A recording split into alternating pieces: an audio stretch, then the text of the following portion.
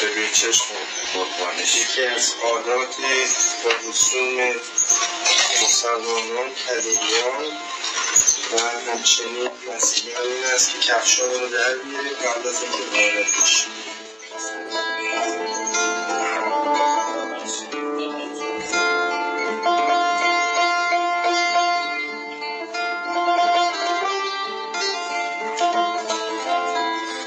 بسیار زیبا.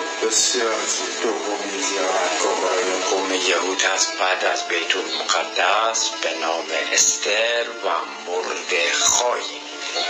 این هم ژنریشن و یا همون شجره و نسب نامی استر و مردخای هست به زبان عبری. از راست به چپ با 15 تا واسطه نسب میرسه به حضرت یعقوب نبی علیه السلام. قدمت بنا 2500 سال است تا زیر گنبد دست نخورده بهش.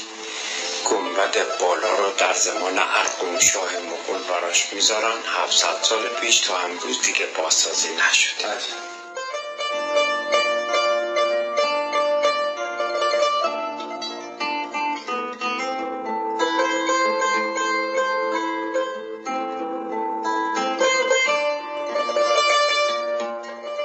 مقبره مردخای و این استر عمو برادرزاده.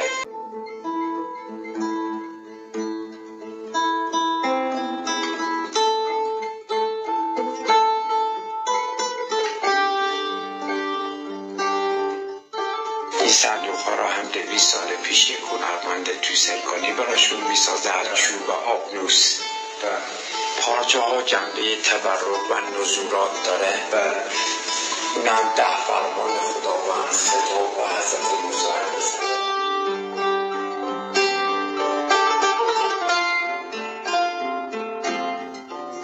خدمتتون عرض بدارم که اینها توسط کوروش کبیر آزاد میشن از شهر بابل و عراق امروز در 2000 خورده سال پیش. عرض کردم که اسم اصلیش حدثه بوده ولی بعدا به علت زیبایی بی‌نهایت زیاد و لقب استراحش میدم مورد توجه و عشق شدید خشایارشا قرار میگیره.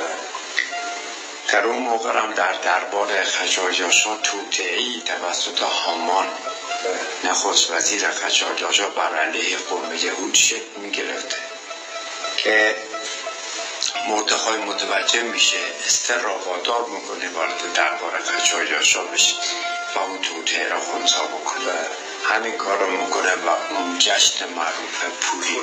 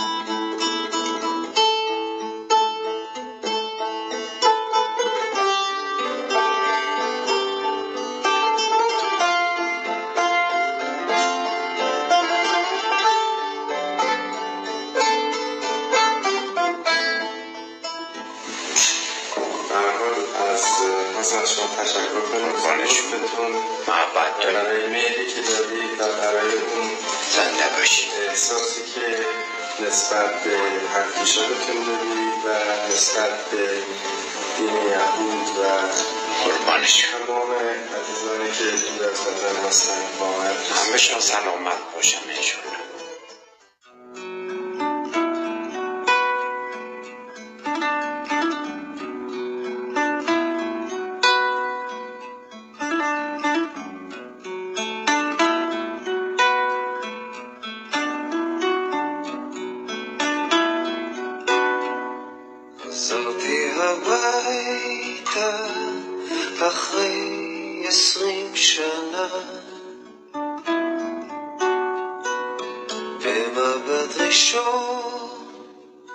דבר לא השתנה,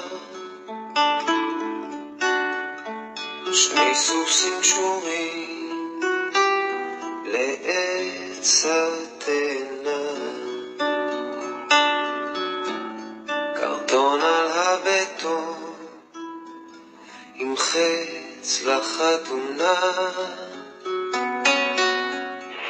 שם برای بقیه عزیزانی که امیدوارم هر چه زودتر بتونن بیان و اونجا رو زیارت بکنم برای خودشون. את שיר הצפרדעים,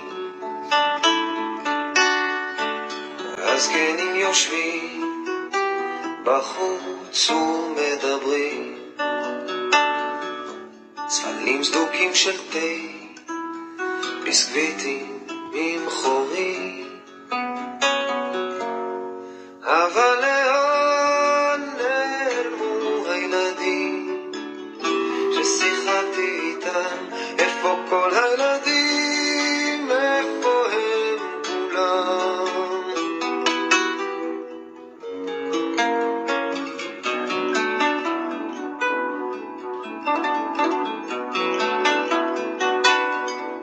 תרנגולות באור עם פה ושם כבשים, שפן בורח כמו שפן לתוך הפרדסים, מרבד טלטן רטוב נוצץ באור ירוק, שועל שקרן בוכה לבדי, יודעים איפה הם כולם, יודעים איפה הם כולם.